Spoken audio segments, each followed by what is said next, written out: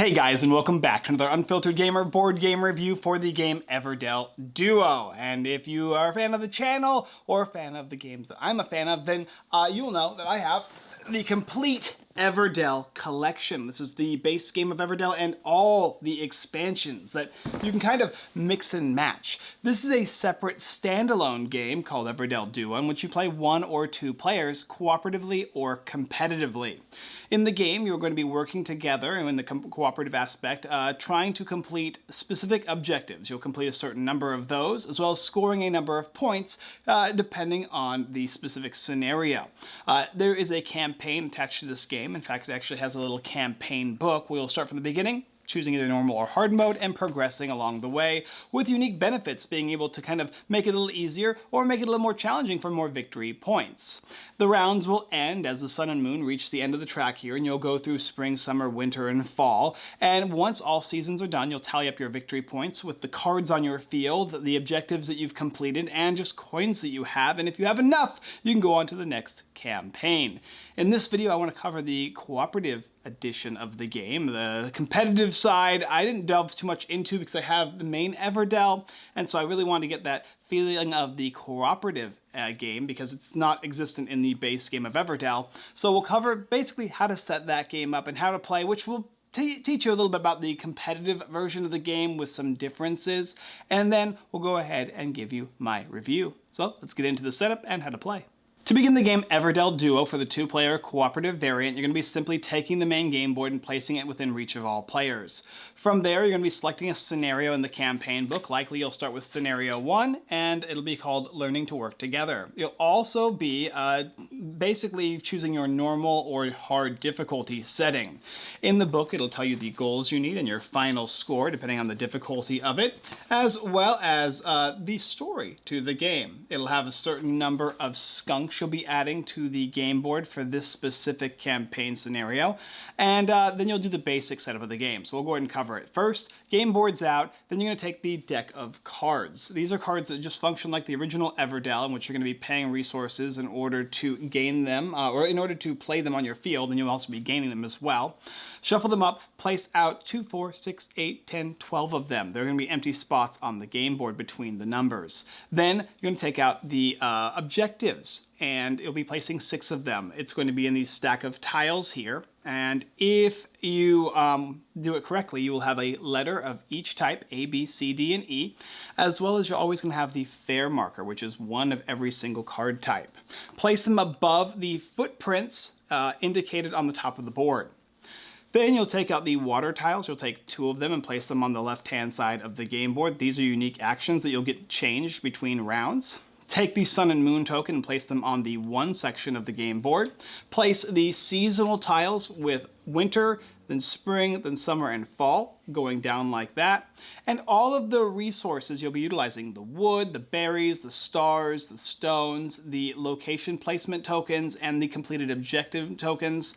And then you'll take a number of good news cards and set aside the rest. The rest is going to be money and tiles that you'll be utilizing through the game.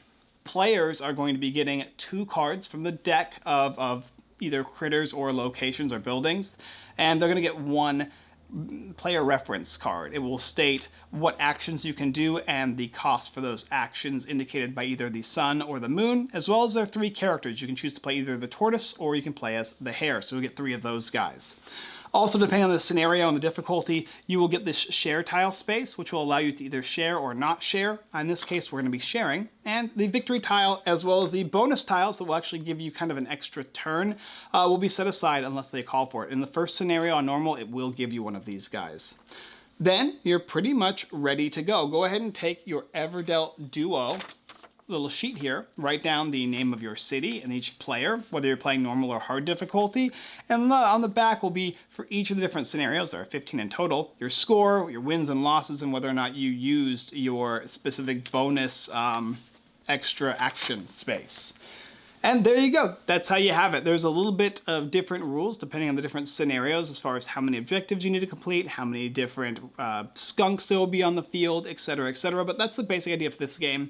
It sets up very similarly to the other Everdell, with the main differences being the sun and moon and the extra little tiles and the event cards that you'll be getting for the game. Okay, how to play.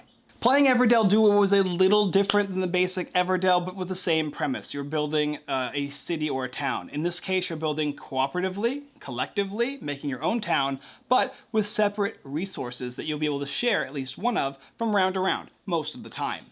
Each of you are going to start with 2 cards. That'll either be a critter or a building that you can utilize. And there's also, at the start of the game, going to be a number of these good news cards, and you'll be able to select one of them that either player can play at any time.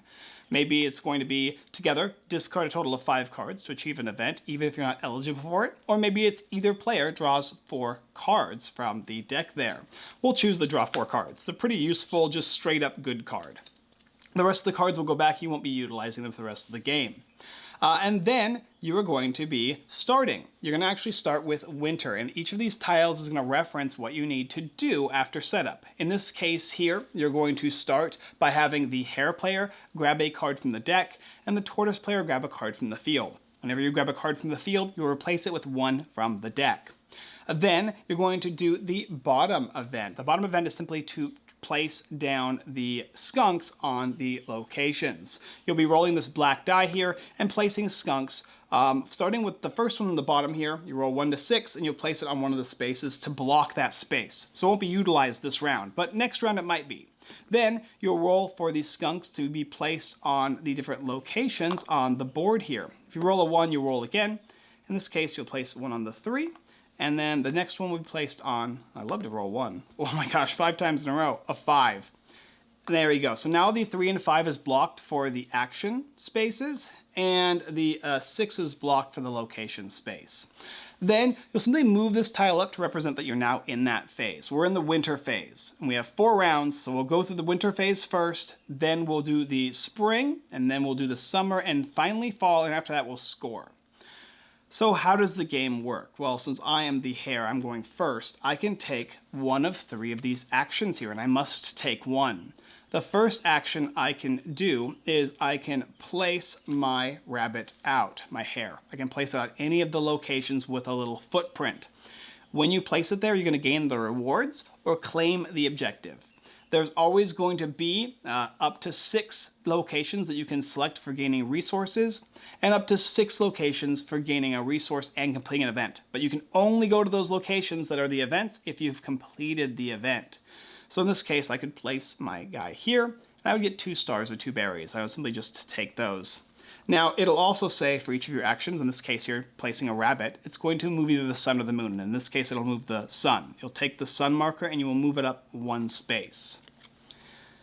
After I'm done, the next player can go. And in this case here, that player can either A, place out one of their characters on one of the locations to gain rewards, or instead they can play a card from their hand.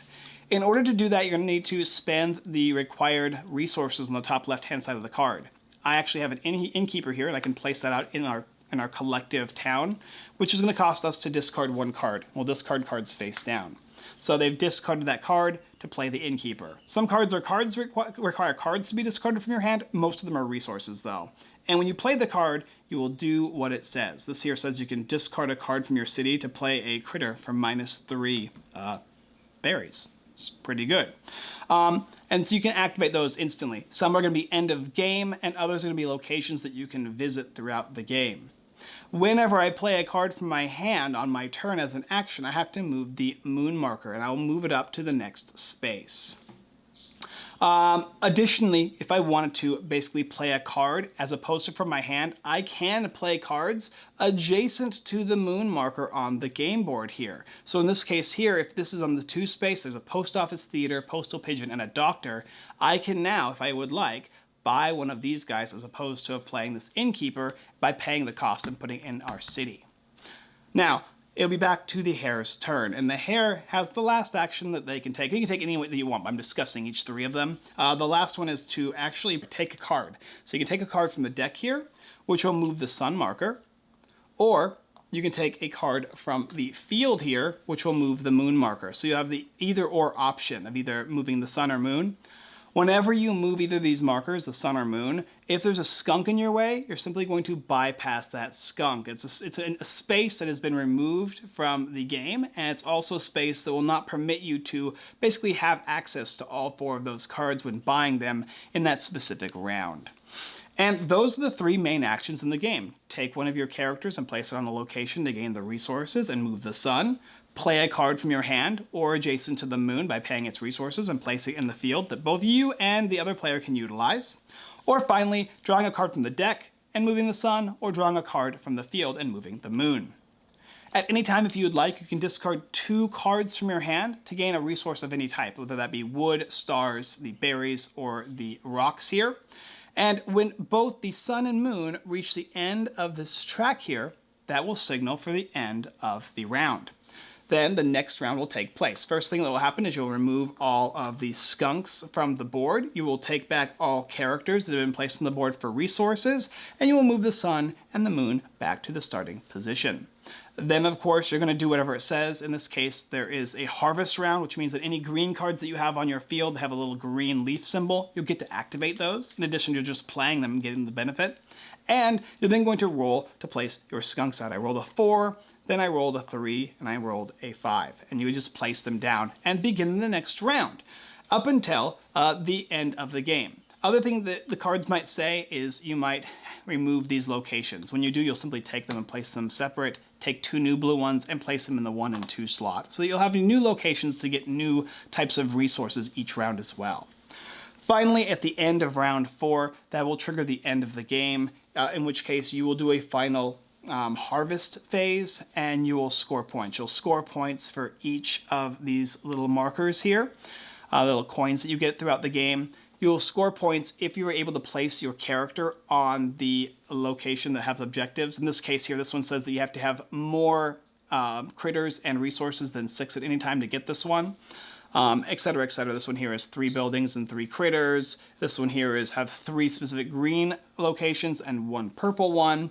So you'll get points for coins and for each of these that you have completed. You'll also get points for all of your locations. On the right-hand side of each location is going, or critter is going to be a number, and that value is going to be added as coins or victory points. And then you'll actually calculate the purple cards that you may have on your field. These are like end of game bonuses. Like for each critter that you have on the field, gain a victory point. And you'll add all of those up, and then you will track it here. You'll see if you were able to accomplish the goal based on the scenario. And like I said, in this case here, this little scenario booklet explains it. This says 85 on normal mode, 95 points on hard mode. And you need to complete at least 4 events to win the game. So you have to get a number of victory points and complete a number of these little events or these little required objectives here.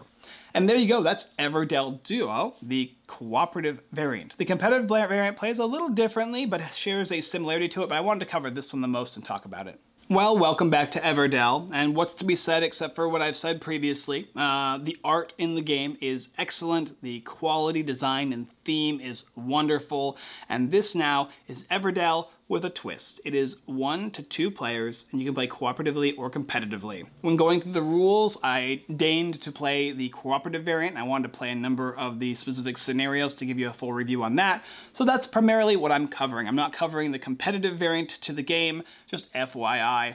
I wanted to play something cooperative utilizing the theme of Everdell, so that's what I did.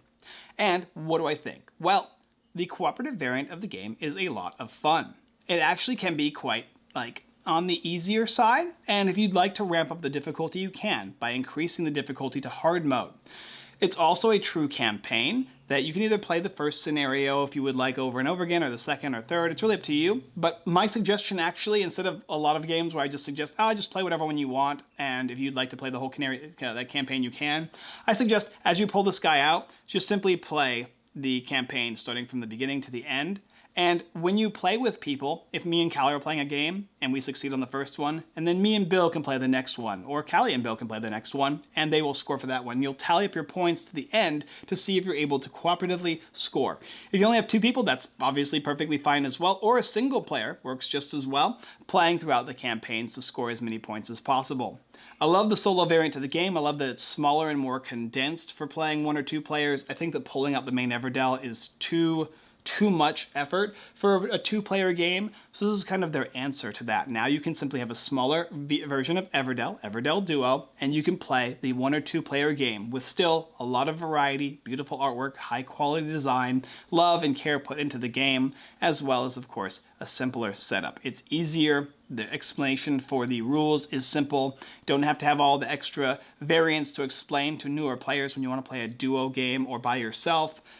Who's ever going to pull out Everdell and sit and play a solo mode to that game? I'm sure there are people, but not me. This is where I would go specifically for a single player or cooperative variant to Everdell.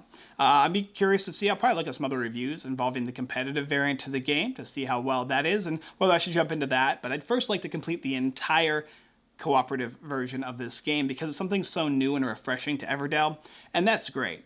There's not a lot I can say that I dislike about this game. It functions fairly well. There's a few things that kind of confuse me. Like, I don't know if the skunk can even go there, if I just have to re-roll. Some of them, like for instance, there's a space in the middle of the board for your sun and moon. That actually doesn't have a number, remember that? But it is a space you'll have to go to there. This is a game about thinking and strategizing because you can't actually tell your opponent what's in your hand, only what resources you need and how you can benefit the table. I don't know what the point of that really is when I'm just like, I have a purple card I want to play and it helps with critters, and is it the king? I can't tell you that, but it's definitely a purple card that helps with critters and I need lots of berries. Like, I don't know. I feel like you should just be able to say what the card is. You could be playing similar to solo mode where you obviously just know all the information. I guess it adds a little additional variant to the game, a little more complexity, especially because you're not going to know every single card, but that secret information when working cooperatively is just weird to me. It always felt weird. So that's probably the only thing I got to say about like weird stuff about the game. I do like this cool compass aspect where you can actually spend a compass token and move back one of your suns or moons. It loses your victory points for using it, but it's a way in which you can guarantee or hopefully possibly guarantee your victory with getting enough of the objectives or points. You also have to be spending your dude somebody is kind of on not as exciting turns. For instance, let's say that Callie plays the king and then she plays the queen, these really strong, powerful purple cards. On my turn, it might just be my duty to place my little hare on the heroic leadership location so that I can score the 5 points at the end of the game because it requires 2 purples. And that's just what I have to do. Yeah, I only get to basically draw a card from the field, but you're working together, and that's kind of what you have to do in certain situations. Not every turn is going to be this exciting, spectacular thing. However, with, like Everdell Duo ramps up. It feels weird at the beginning, like, oh, I don't know how I'm going to be able to accomplish this. And as you start to ramp and ramp and ramp, the engine starts to go, and you start placing a bunch of crazy stuff, and you can actually score really high, especially the more meticulous and strategic you start getting with the game. There's obviously a little bit of random chance as to what resources and creatures are out, because they can be ever-changing, and you have to kind of work with that and strategize around that, and work with your partner to kind of cooperate with them as to what they need to play in order for you to play a card that can help you both score points. Anyway, there you go. High quality components, beautiful artwork. It's a fun game. It works great in 2 players. I love the cooperative aspect to this game. And I like the light setup for something that's not going to be a huge, big, it's time to play Everdell like crazy. This is a 30-minute game, and it actually is 30 minutes, especially if you've played Everdell before. Maybe about 45 to 60 if you haven't and you need to learn the rules. But otherwise, a quick, beautiful design. It works really well. I'm excited to play more of this. I want to finish the campaign, and I'll tell you how I do on Instagram. But yeah, I love this game. I love Everdell. I'll play more Everdell. As long as they keep making more Everdell, I'm going to be in for it because it is one of those games that will stay in my collection forever. Especially, I'm excited to see my daughter play this with me. I think she'll love it. Works for all ages, works for everybody. Yes, Everdell, another seal of recommendation for me with the Duo cooperative variant. I don't know what the competitive variant, but I love this as it is. Thank you guys for watching another Unfiltered Gamer board game review for the game Everdell Duo, the 1 to 2 player competitive cooperative variant of Everdell, the big massive collection of games, and they've branched off. They've done 2 different variants. If I were to choose between this one or the previous one, I think there's My Little Everdell, and there's another one that has boats. Can't remember the name of it. Those are fun. My Little Everdell maybe for little kids, but this is the one for when it's you and your wife playing, or you and your partner, or whatever, 2 people jumping out and playing, especially cooperative. It is a completely unique experience, but it has that same feel of Everdell. You can check out this link in the description to purchase Everdell Duo. There's a pre-order link, as well as I'll have a link for the other different games of Everdell. If you like the sound of this game and you've never heard of Everdell, the base game is where to start, especially because it is freaking gorgeous. And you can also hit that subscribe button, bell notification button, see more videos, reviews, all that good stuff, and of course our Instagram. That's it. Live streams on Sundays, and our Whatnot is on Thursdays. Talk to you guys next time. I look forward to playing some more Everdell Duo with you 2-0 next time. Nailed it.